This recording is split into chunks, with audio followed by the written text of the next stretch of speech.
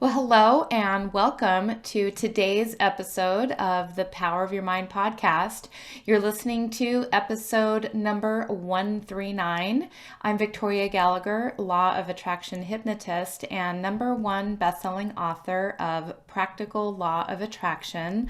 Align yourself with the manifesting conditions and successfully attract your desires. I'm also the founder of HipTalk.com and HypnoCloud apps, which gives you access to over 500 hypnosis recordings right in the palm of your hand. So be sure to download that app from the app stores today. Today, I have a very special guest with me, Jaclyn DiGregorio. Jaclyn is a life coach, motivational speaker, and best-selling author. She started her business when she was 21 from her college dorm room and failed her way to where she is today. She loves talking about courage, failure, and positive mindset. Specifically, she believes her perspective on changing the story of your failures is a unique way to tap into your subconscious mind. And she can be found on her website, JaclynDiGregorio.com. She also has her own podcast, Spark Your Light podcast, and book, Stop Getting in Your Own Way. And today, Jaclyn is going to be sharing some of her insights on changing the story you tell yourself about failure. So welcome to the show, Jaclyn. Thank you so much for having me. I'm so excited to be here and so honored to have the opportunity to chat with your audience. Yes, me too. I'm very curious about failing your way to success and just changing the mindset, changing what you're telling yourself about your failures. I think that's huge. And so I'm really excited to dive into that today. So let's just kind of back up a little bit and, tell us a little bit about your background and how you got into where you are today. Yeah, so I grew up just outside Philadelphia. When I was a kid, I always said that I was going to own a business at some point. Always kind of had that, I would call it intuition really as a child. There's nothing really clouding your sense of what you actually want. And so I always kind of had that in the back of my mind. But as I got older, I decided, well, maybe I should work in corporate America and get a job because I started to hear those shoulds of what I should do for my life. And when I was in college, I applied for all of these internships and I finally landed an internship at a Fortune 500 company doing marketing. And I was like, this is it. This is my Yeah. dream. But I think I Yes. had just convinced myself that it was my dream. It wasn't Mhm. actually my dream. And so once I was in that internship, I realized about a month into it, like, is this it? It doesn't feel fulfilling. It doesn't feel like I'm helping people. Is this what I really want to do forever? And the answer was no. And so I thought to myself, okay, well, what can I do? And I think this story really starts getting into this concept of asking yourself the right questions. I didn't have big grandiose ideas. The dreams and goals that I have now and some of the stuff I've accomplished, I could have never imagined that at the time. But what I could imagine was, well, if I get a job at this company, this was, I don't even know what year, like 4, 5 years ago. I was like, if I get a job at this company just outside Philadelphia, like the average starting salary is $40,000 a year. So I thought, could I start a business that makes $40,000 a year? And that was kind of the magic question for me that got me started on this journey of failure. So what happened next was I would write down business ideas every day in a notebook, and they were all pretty crappy. At the time, even though I was studying business in school, we didn't really learn about entrepreneurship. We only learned about kind of big companies and a lot of the, marketing and operations behind them, and not a lot about actually coming up with an idea and starting your own company. So honestly, all I knew was what I saw on TV. Like I watched Shark Tank a lot. And so I'm like, oh, I need a product. That was like my first thought. Like everyone has products. So I decided that I was going to just pick an idea and move forward. And my first idea was this plate that encouraged you to eat balanced meals because I had struggled Ooh. with an eating disorder in college. And I thought, well, this will really help a lot of people. And a long story short, I spent $10,000 on the plates. It was money that I didn't have. I borrowed from my parents. I waitressed for a semester on campus and saved all my tips. And the plates were a total failure. Nobody wanted them. I actually today have some and we've been donating them every opportunity we get to any organization that needs plates. But they were kind of the first failure. And I like to say the first failure was the easiest to get back up from because I was still a student. It was like, oh, it's just a little business she tried. Oh, well. And it was the first time I failed. So it was like everyone fails on their way to success, totally normal. So I'm like, okay, I got this. I'll try something else. So my second idea was to build an app that kind of took the concept of the plate and made it into a more easily digestible form where people could use in daily life. It would have just like overall wellness. It would have food, fitness, general wellness, like mindset and meditation and different things on the app. It was a really complicated idea.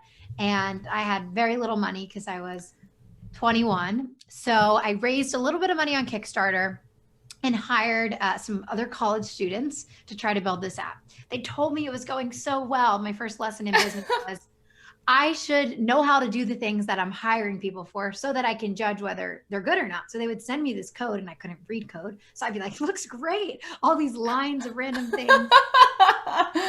So we recruited a group of maybe it was about like 200 female college students to beta test the app.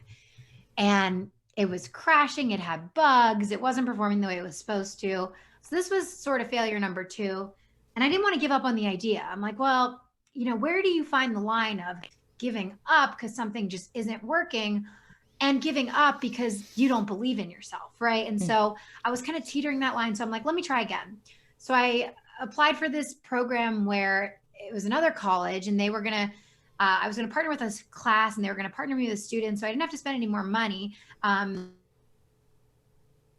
with 2 more sets of developers, 2 different classes, still no avail. The app was very complicated. There were a lot of challenges that I wasn't aware of, but the way I really see it is that these challenges were placed there by God, by the universe, by angels, whatever you believe in, because they were guiding me. Because you've heard me speak for a few minutes now, and you can probably get the feeling that speaking is something that comes pretty naturally to me. And it's something that I love to do. But I didn't even know that because I was building a product company, building a tech company, and I wasn't using these gifts and talents that were placed inside of me because I didn't even know I had them. I didn't even know where to turn or how to use them. And so at the end of 2018, the app had failed 3 times. This is the failure that was I can so relate to the story that you're telling, especially when it comes to the app. I was thinking that when you were talking about your app in the beginning. Oh, yeah.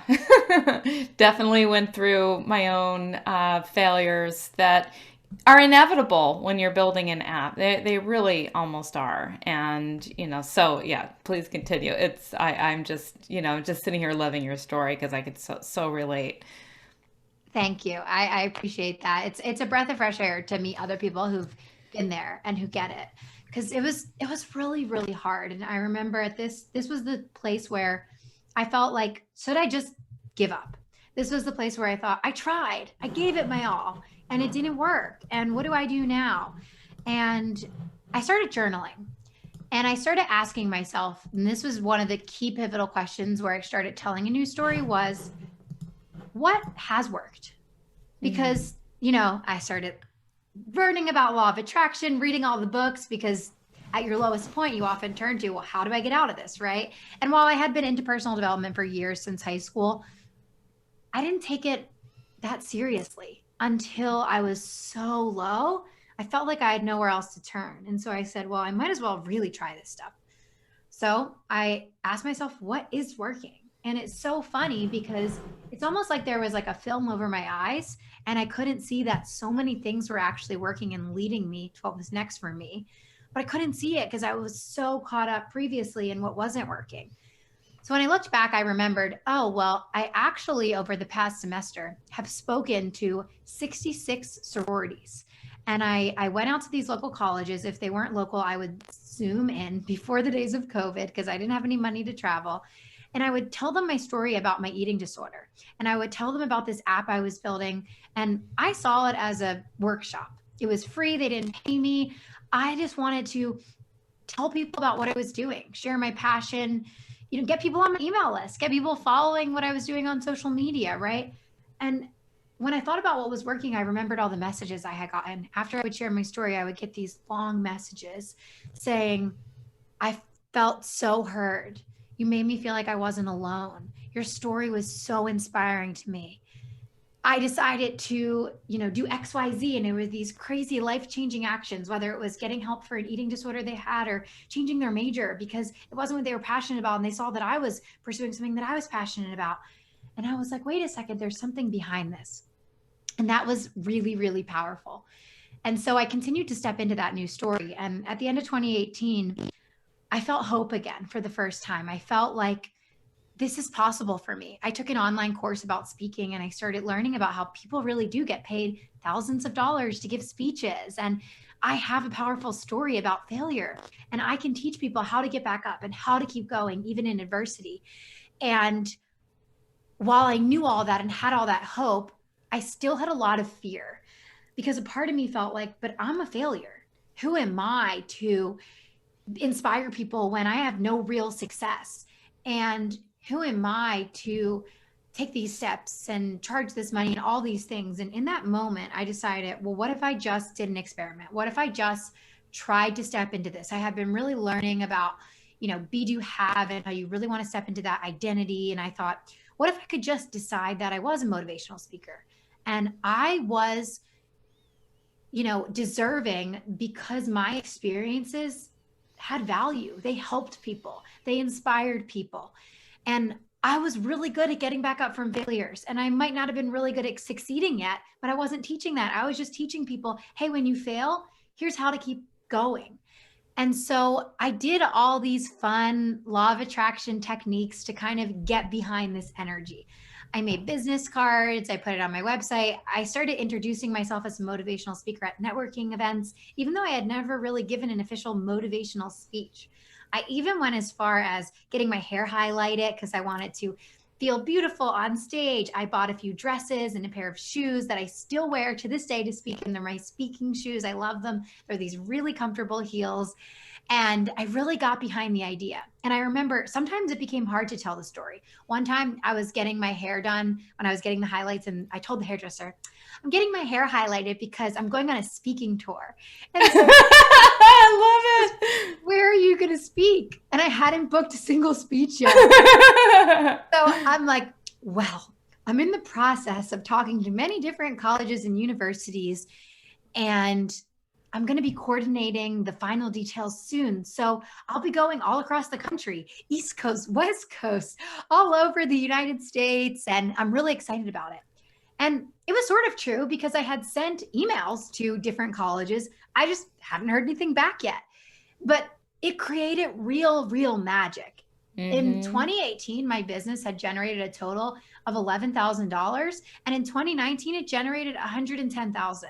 And that good for you. It created the magic. Like by early February, a month into this telling a new story, I had probably booked like 4 or 5 gigs that were paying me multiple thousands of dollars just from owning it. It was so much of that identity. I started to believe it. And so that's why I'm so passionate about failure. That's why I'm so passionate about telling a different story, because I really believe it was the catalyst. And I just want more people to learn how to do that and actually apply it.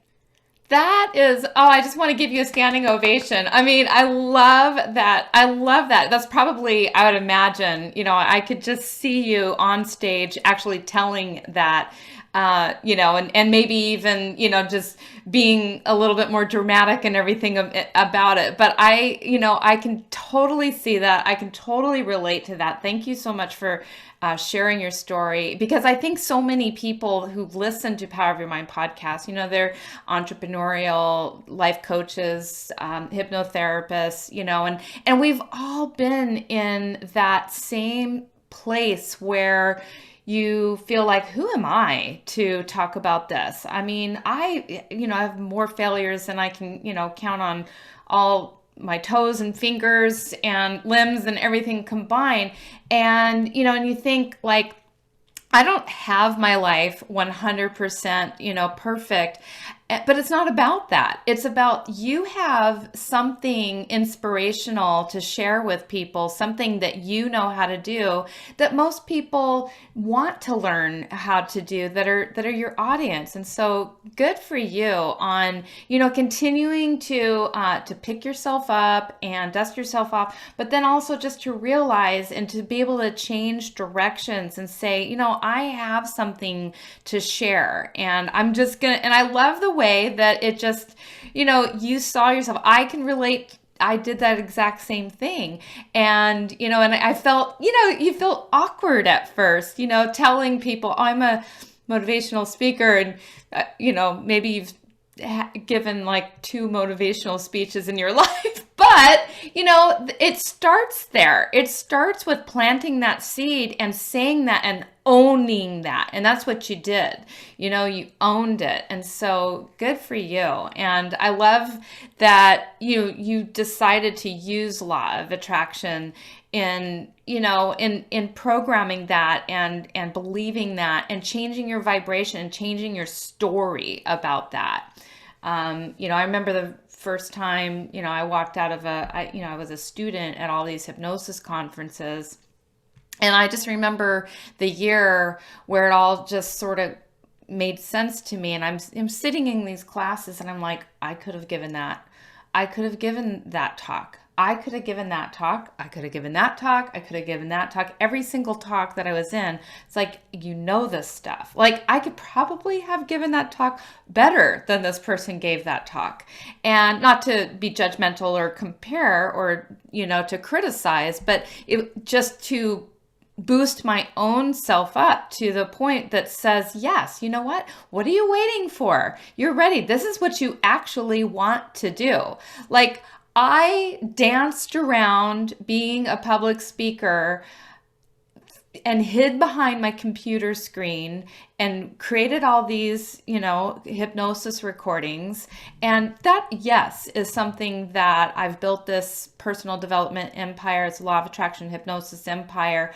But it was really kind of, it was a step below what I really wanted to get out and do, which was be in front of people and help inspire and change people in front of them. So it took a long time to get to that point where you actually do feel like, I am good enough to do this, and I'm gonna put myself out there to do this. And so, so tell me a little bit on your end. Like, what was the mindset? What are some of the mindset practices that you do every day to really tap into the power of your mind, and that afforded you the ability to just do it?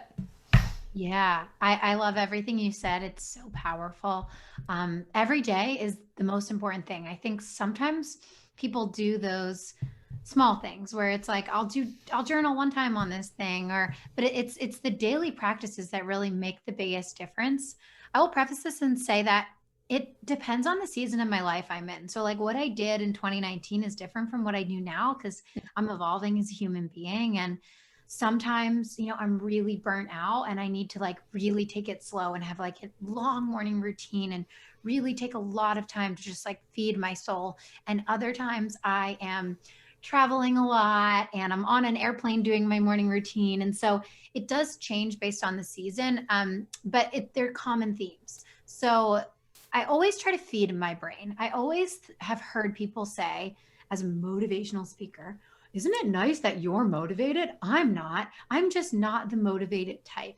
And that always bothered me because I thought nobody just wakes up and they're motivated. It's like we feed our stomachs because we're hungry. We should feed our brains. So brain fuel, however kind of brain fuel you want to get it. And I think at some point, like a lot of your listeners probably, given many of them are experts in, law of attraction, hypnosis, life coaches, we know a lot of the same stuff, right? Probably a lot of the stuff I'm telling you, you've heard before, but maybe it's the way I say it that resonates with you, that gives you an idea. that just reminds you. So it's like a lot of the books I read or podcasts I listen to, I've heard it before, right? But my brain needs to be fed every day. It needs the reminder to tell a different story on the days where we're in a global pandemic and things are hard, right? On the days where maybe I got rejected from an opportunity that I really wanted. And so, brain food for me is reading, listening to podcasts, listening to audiobooks. I like to do both reading and listening to something because I kind of like to consume in both formats. So I'll listen while I'm making my coffee, getting breakfast, and then I'll read, as I'm sitting there drinking my coffee. I also journal every day, and specifically, I journal on my gratitude as well as my goals. I use Rachel Hall's to Start Today journal. I really like it because you write your dreams as if they've already happened. So it's all past tense. And it kind of sparks some visualization because I'll try to read them back to myself and say, okay, I am a New York Times bestselling author, and I'll imagine my family in my backyard, and I have the champagne, and I'm telling everyone, I did it, and we're all crying, and I can just see it. And so visualization is a part of it too, but it comes naturally. It doesn't feel so forced. There were times where I tried to here's 30 seconds, close your eyes, and that didn't feel as good for me. So a lot of it is kind of innate as I read my goals back to myself and think about them for a few minutes. And then if anything's coming up for me, I'll do a meditation or hypnosis or, just free journaling on whatever that is. And some days there's nothing. Some days I'm just feeling good. And other days I'm like, I'm not worthy of this. I need to do this, right? Because I'm human. And I think we all feel like that sometimes. So that's kind of my morning. I take a few hours. I take it slow. I always take time for myself and my brain, and what I need the most. And I also do an evening routine. I think that's also important. And that's something that's more new for me. I would say it's like in the next level of my success, kind of beyond what I was doing in 2019. But I realized that I just need time to fill my cup. And I think as someone who loves personal development, I used to only do personal development in almost an unhealthy way.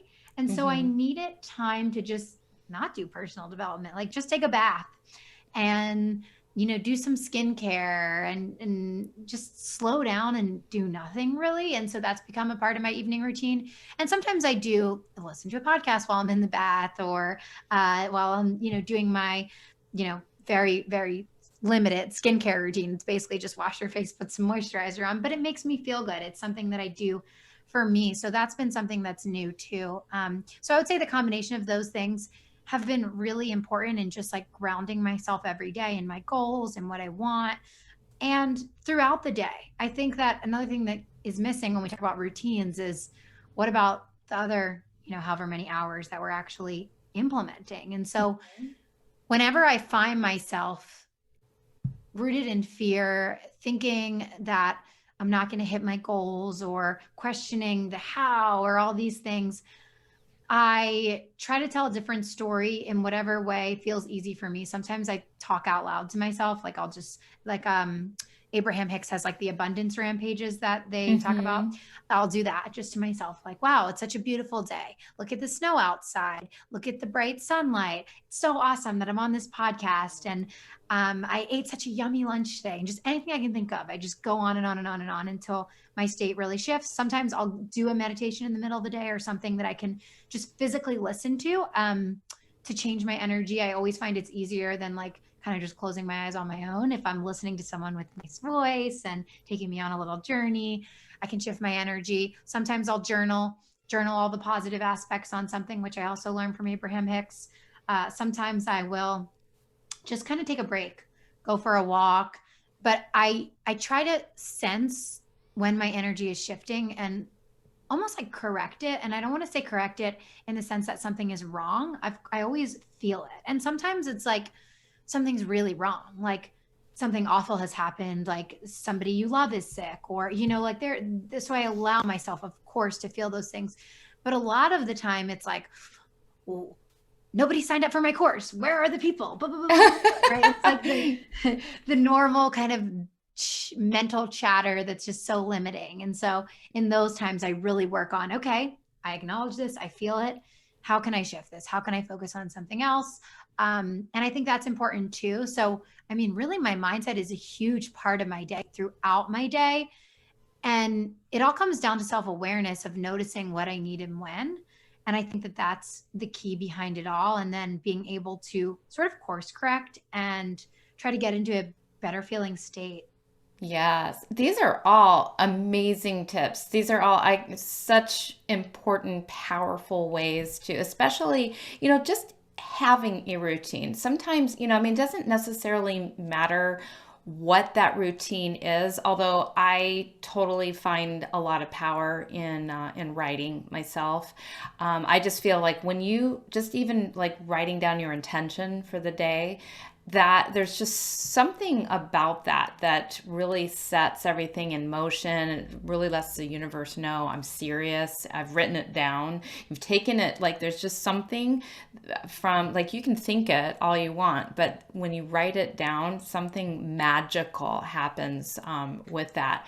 And I love what you said about just really tuning into your awareness. And like you said, nothing wrong here, but just if this isn't the state that I want to be in, honor how I'm feeling right now, but also what can I do to shift out of that, and how can I turn that around, going for a walk, taking some time to meditate. And I really appreciate the morning routine or the evening routine you mentioned, about just taking, washing your face and doing that. These are just things that make you feel good about yourself. And, my little morning routine after I've taken care of myself, is all about taking care of my house and, making sure that, like I open all the blinds, it's just like part of the thing. It's like, I have the little let the sun shine, I open up all the blinds, I make the coffee, I feed the cats, I shake, give them fresh water, I, do the plants. And it's like, boy, this morning routine it's gotten bigger and bigger, as time goes on. But I always just, I just appreciate that because it's like a setup. It just sort of sets the day in motion, and it just makes you feel that love for yourself and that compassion and that confidence. And so I love that. I love, having those things that just help you to feel good, just good about yourself. And the mind food, I mean, yeah, you have to constantly be feeding the mind and giving it, nourishment. And I find personally, sometimes it's like an ebb and a flow. Like sometimes you're really feeding the mind and really in a receiving mode.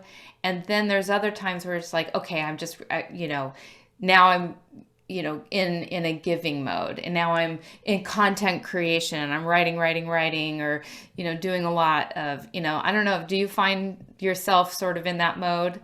Yeah, it's almost like processing too. Like Jim Fortin says somewhere on one of his podcasts or something that if he gave you a book about how to swim and you read it and you could pass a test on it, and then he threw you in a pool, would you actually know how to swim? And it's like, probably not, right? It would probably be really hard to actually implement. And I feel like so many times I'm in that phase. Like I know this stuff, I can even teach it, but am Mm-hmm. I actually living it? And so sometimes I feel like I need to shy away from more consumption and just implement things that I've learned and really understand the concepts on a deeper level than just this like surface level of I can recite this concept back to you. Mm-hmm. Yes, yeah. It's implementation and integration of this is key. It's absolutely key. So, how can our listeners? You talk about changing your story and telling yourself a better story. So, what is one way that our listeners can implement that? Like now they know from your story that this is something that you can do, but like say I'm just telling myself a story that, like you said, nobody's going to sign up for my workshop. Yeah. I don't know enough. I don't have enough information. Whatever it is, whatever that story is that you're telling, how can our listeners change that story?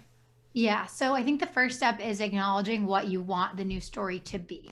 So, like, Mm. for example, if you want to have a sold out workshop, like, you want the new story to be like, I am the type of person who sells out my workshops. Oh, I Or love that. if you want to, yeah, feel like you have all the knowledge you need, like, I have all the knowledge I need to deeply serve my clients. I have a friend who's building a coaching business, and I was talking to her a few weeks ago, and she was talking about how, well, how do I like tell all these stories and talk about being like this sold out coach when like I don't have any clients? And I'm like, really? You don't? That's a And good question. she's like, Jaclyn, I don't. And I'm like, really? Because you coach me every day. You also coach your fiance, your mom, your sister. Like, they don't call themselves your clients. They're not paying you, but you're coaching all the time. And so the point is, step one is figure out what is the new story you want to tell. And then step two is find evidence. It's always there. It might Mm-hmm. have to be really stretched. It feels uncomfortable because it feels like we're stretching the truth. We've been taught not to lie. How can you stretch the evidence? So when I wanted to tell the story that I was a motivational speaker and I had given 66 informational workshops, I told people I've given 66 speeches, and I told myself that until I believed it. If you want to be the type of person who has the sold out workshop, start writing down lists of all the people in your audience. I have this many followers on Instagram. That's in abundance. My workshop sold out if I have 25, and I have 500 people following me online. I have this many people on my email list. I have this many people who've done my previous stuff. Like, find, and even if it's stretching, stretch as much as you can. You can almost always find some gem of truth in the thing you want to find. Almost always, even if it feels like, I never thought of it like that. You usually can. So I think step one is identifying what it is and then looking for the evidence. And don't stop looking until you find it. It's probably there. It's probably somewhere in there. I remember one of my clients was like, well, I've never given a speech. And I was like, really? What about in college? Like, were you ever like in a club? And she was like, yeah. And I was like, well, did you ever like stand in front of the room and report an announcement? She was like, yeah. And I'm like, well, that's a speech. What about your job? Right? Like, there's, oh, if you really think and you really dig, you can find it. It's in there. Right? So tell the story and start where you are too. Like, I'm not going to tell the story that I'm a millionaire because I'm not yet a millionaire, but I might tell the story that I'm wealthy.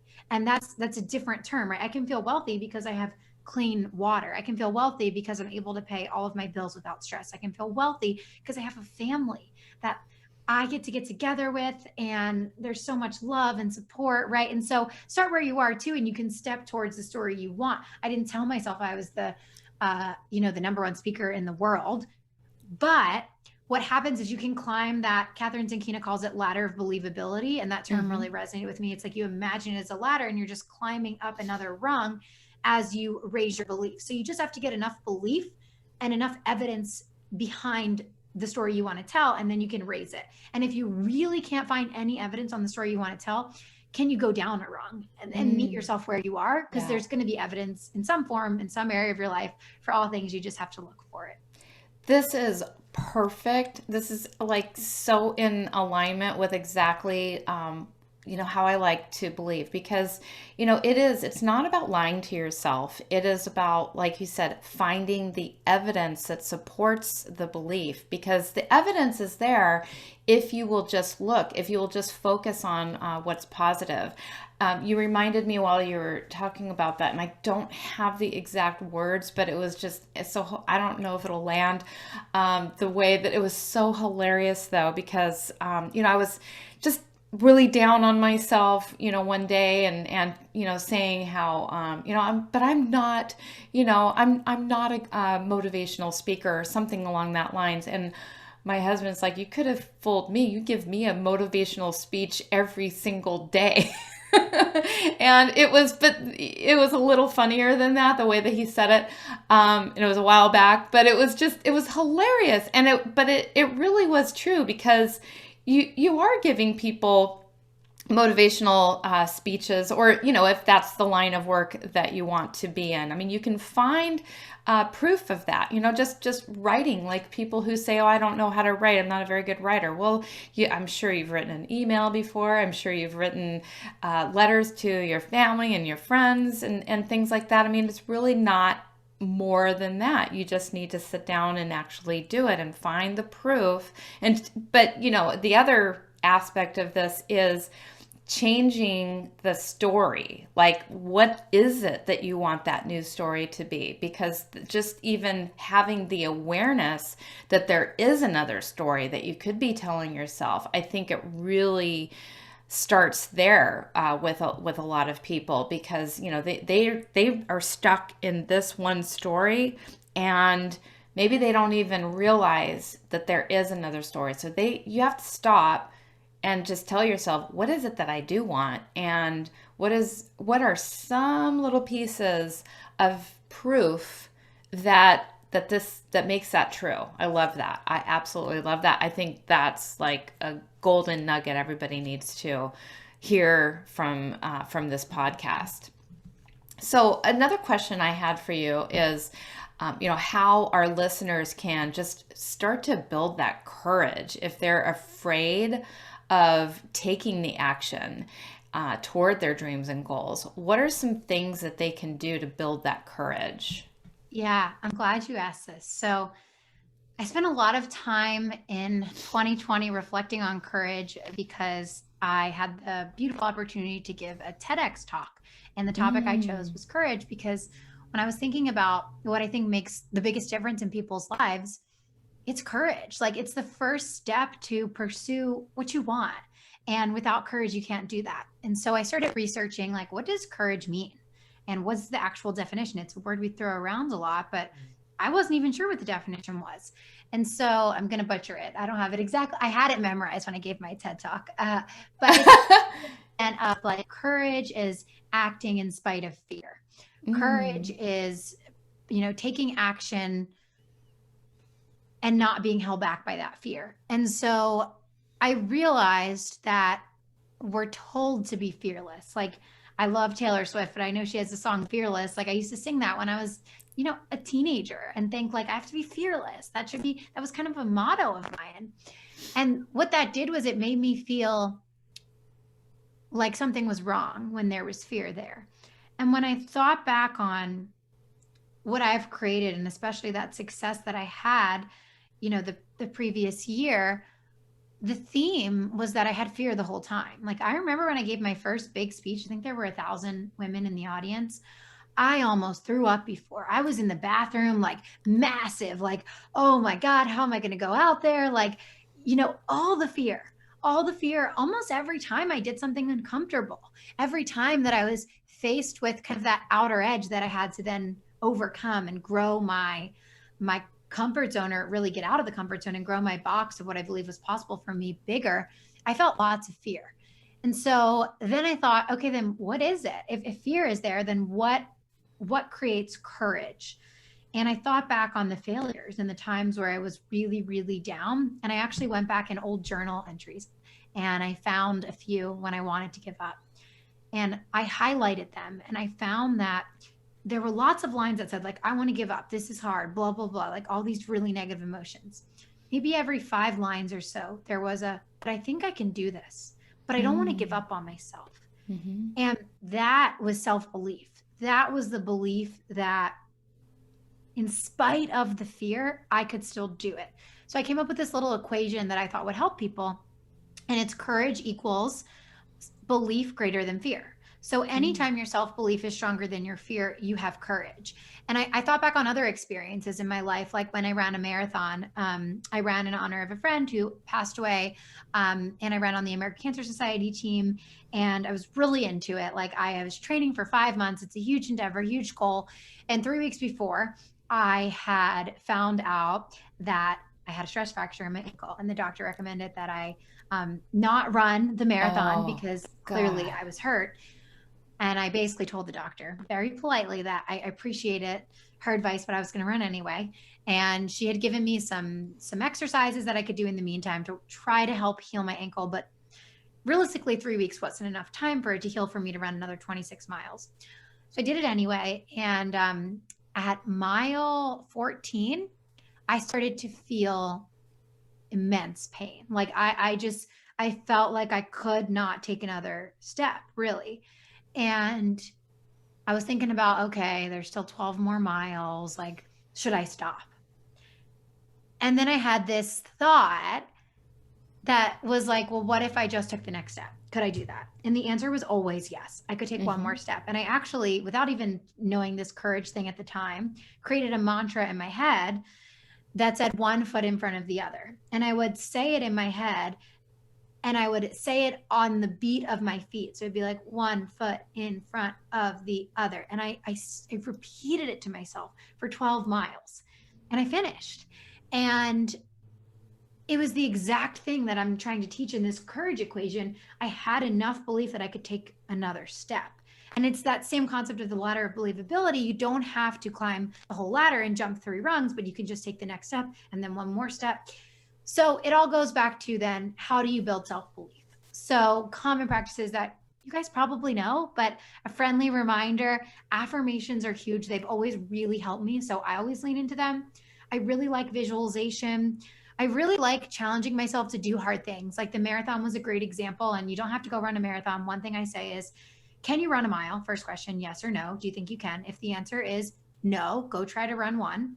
Just try, just see what happens. If the answer is yes, how many do you think you can run? Say the answer is 3, go try to run 4. So 1 mile longer than you think you can. And I've had clients do this who told me, like, I haven't ran in 20 years and they made it through a mile and they're so freaking proud of themselves. Like it's just really powerful to do those hard things, especially when you're feeling down and your self-belief is lacking. Sometimes if I'm having a bad day, I'll take a freezing cold shower and just force myself to be like, I can do hard things, and just really push myself to doing the uncomfortable things, because I know that when I'm in those moments in my business or pursuing my goals where I need to have courage, I have the self-belief that I'm capable. Because if I'm capable of running that extra mile, it's the same mental strength that I'm capable of getting on that stage, even though it's uncomfortable. So you can find what works for you, but at the end of the day, the number one thing is focus on your self-belief. It's everything. It creates magic. And know that your fear is okay. Know that your fear is normal. Know that we all feel it, and don't let it hold you down. It really does. Courage, building that courage through visualization, through affirmations, through just, whatever it is that you're telling yourself, you're eventually going to believe it. And I love that analogy of, can I just take one more step? Because it's so true. I can relate on the marathon. I've run 3 marathons in my life. The last one is over 5 years ago, but it was my very first marathon. I could completely relate. I didn't have the stress fracture. That is kudos to you for getting through that. I hope you didn't, hurt yourself too badly. But I remember just making that decision very similarly, where I was never a runner. Like I told my husband at the time, I was like, I don't like to run. And the reason why I didn't like to run was kind of a silly reason. I never had a good sports bra. And so it was uncomfortable to run, if you can, use your imagination. And so one day I just decided, I'm going to run for a minute, literally a minute. I'm going to run for a minute, and for 20 minutes on and off, I'm going to run for a minute. Then I was able to put together 20 minutes. Then I was able to put together, like 30 minutes. And, then that was done in like 3 miles. So I'm like, you know what? I'm going to go ahead and run a 5K. So I run the 5K, and after I got done with that 5K, I'm like, I'm in. I'm a runner now. I'm going to go do a marathon. I like, who goes from a 5K to a marathon? I do. But that was the first time in my training was ever running 5 miles. And during the time when I was running 5 miles and I got to the end of that 5 miles and I was almost done, I'm like, I can't even imagine how I'm going to do 26 miles, but that's why they have the training. That's why, it's not like you don't go from 5 to 26 miles. I could not imagine how I was going to get from here. I'm like worn out after 5 miles, but fast forward, I have 3 marathons running under my belt. And so there is a way, it's like next week you do 6. The following week, you take a little break. The following week, you do 7, then you do 8, and you gradually increase that belief in yourself. And it's the same way with anything, writing a book, doing public speeches, all of that. So I love that. It really took me down memory lane and reminded me about that. So so finally, I just want to ask you about any other, like maybe some fun manifestation tips that that you like to use that you might recommend. Yeah, I love to do the fun stuff. I think like following your dreams, achieving your goals, it should be fun. And I think so often we put pressure on ourselves, we get attached and we take away all the fun. So I'm always all about like, how can we make it fun? So I'll show you one of them. I don't know if we're going to be using this video, but I keep this champagne bottle on my Oh, I love it. The this one, I don't know if you booze. can see it because I have painter's tape on it, so it's blue, so you can't really tell it much, but it says traditional publishing deal. So that's my goal for my next book. And so I that's a 2021 goal. So I'll do something that's like a relevant goal, a big goal, but a goal that I want to achieve in the near-ish future. And so I look at it every day on my desk and I kind of just imagine popping the bottle of champagne with loved ones. And like everyone knows I have this champagne bottle and we're going to celebrate. And it's so special. So planning a celebration, whatever way it is, it could be, have a picture on your desk of the trip you want to take. Like it's maybe the island you're going to go to, or, there's all kinds of things you could do. The car you're going to buy yourself. It's sort of like a vision board, but directly tied to an outcome. And I think there's some sort of, as long as you do it in a fun way that feels good, like I don't feel pressured to open this champagne bottle. I feel excited. I feel light. I feel lit up by it. So that's one fun thing I do. I write myself a lot of checks. I know a lot of people do that. And it's interesting. I've definitely had ones that haven't manifested, but I've had some awesome ones that have manifested before. And it's always when I have that feeling that it's already done. When I write it out, I'm like, of course, this is going to come to me by this date. And it's always truly magical, like some way I could have never imagined. And it's usually unrealistic. I have to say, like, I'm all about the one time my fiance came in my office and looked at my whiteboard. He's like, I like those goals. They're pretty realistic. And I cried. I literally cried because I'm like, I don't want to have realistic goals. And of course, I don't want to be so far up on my ladder that I feel like I can't climb to that rung. And so there's a balance. But I always find that when I stretch myself a bit, it's like real magic. And it's like, wow, I asked for that thing and it's kind of crazy. Somehow like 20K came this week. Where did that come from? Like, it's just magic. And so the checks are really fun and getting behind them, like really getting excited about them, carrying them with you in your wallet. I think that helps a lot. Sometimes I put sticky notes all over the house, like cabinet. And especially when I'm really trying to like drill something into my brain, like you said, is repetition. I mean, the science behind it, the more times you repeat it, eventually the neural pathway is going to be there. It's going to be strong and it's going to be accepted as normalcy. And normalcy is so key to manifesting. So I do more and more of the stuff like that. When I feel like it's a really hard belief or really hard goal to get my brain around, I'll add more to it. I have a vision board on my phone as my background. I'm going to try to show you because my phone's on do not disturb, so I have to take that off.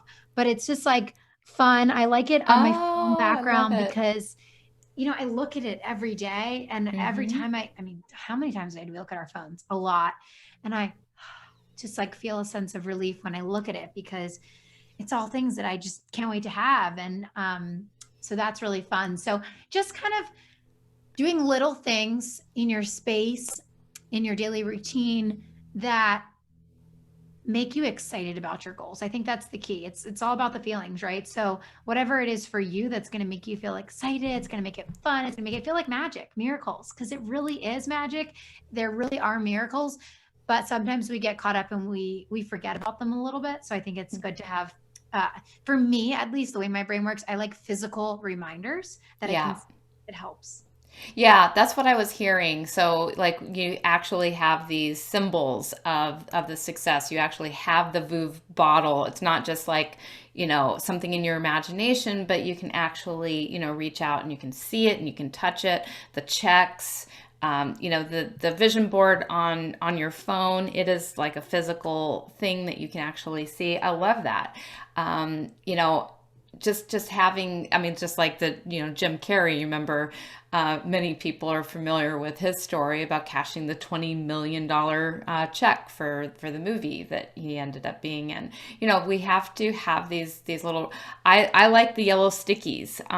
Well, I call them yellow stickies, little post-it notes. I like having those, all over where you can see them and you can touch them. And, it's integrating both the power of writing something down, and as you're writing it down and you're feeling it, and, whatever it is, I mean, like you said, you have to. I like that you said, not so realistic that like, oh, anybody can do this. It needs to be a stretch. It needs to excite you. It needs to be something that you're not sure if you could do. I could relate, earlier this year, I manifested my dream house, and it was completely unexpected, that we were going to do it this year. Because if you would have asked me 6 months ago, I would have said, "Oh, we probably won't be buying our house for at least a year." But I had, every night I had, I'd go on Realtor.com, and I would just imagine myself in the backyard with a couple of my friends celebrating, and, doing, champagne, and out by the fire pit, which we don't have a fire pit yet, but, just that fun thing, just sitting out in the backyard, just enjoying ourselves, laughing, and I would just continue that visualization. And when this house, came on the market and everything needed to line up right, I took that house and I put it's still a screensaver. Actually, I've already manifested it, so it doesn't need to be a screensaver on my iPad anymore, but I put it as a screensaver on my iPad just to make sure that I would see it every day and I would get it. So all of these things, all of these manifestation tools, they are super powerful. And they're not magic in and of themselves. They just cause your subconscious mind to believe and to feel and to shift your vibration so that, you're able to see the opportunity and seize upon it and take action on it, and make your dreams come true, because it's all available. So thank you. Thank you so much for sharing that. And you had also mentioned earlier about the affirmations. So those are so powerful. I 100% believe in affirmations, and you are giving away a free affirmation meditation. So tell us a little bit about that. Yeah. So I recorded this to affirm myself one day when I was like, man, I need like an easier way to say my affirmations out loud, make it easy in my routine. So I made this, like, I think it's like 6 or 7 minutes, and it's like repeat after me. And I say the affirmation, and then I give some time to repeat. And I have my virtual assistants, put some nice music and make it really feel good. And I was doing it every day.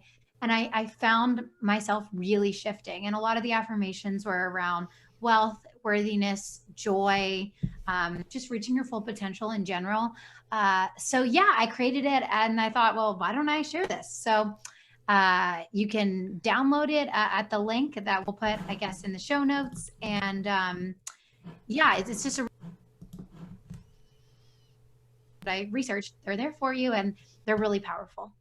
That is amazing. Thank you so much. That is so generous. Love affirmations. Love when my guests give away free gifts for the audience. So the link to that is going to be in the show notes. Otherwise, you can just go to jaclyndigregorio.com/affirmations meditation if you're listening and you don't have access to the show notes right away. But they'll be there in the show notes, and you'll be able to download your free copy. That is so generous. Thank you so much. I'm actually looking forward to trying them myself, and I hope that the audience will go ahead and try them for themselves as well. So thank you so much. Thank you so much for having me. I had so much fun. I love talking to amazing women like you, and getting to just relate on so many different things. And I hope this episode inspired listeners and maybe gave you a new way to think about something so that you can, yeah, start the new year off feeling really good and really manifesting those goals. Absolutely. And I know that it will. And you have just been a really fun, inspiring guest. And I just want to wish you lots of continued success in your journey. You've inspired me. I know you've inspired our audience. And I just want to thank you so much for being a guest on the Power of Your Mind podcast. Thank you again for having me. Thank you.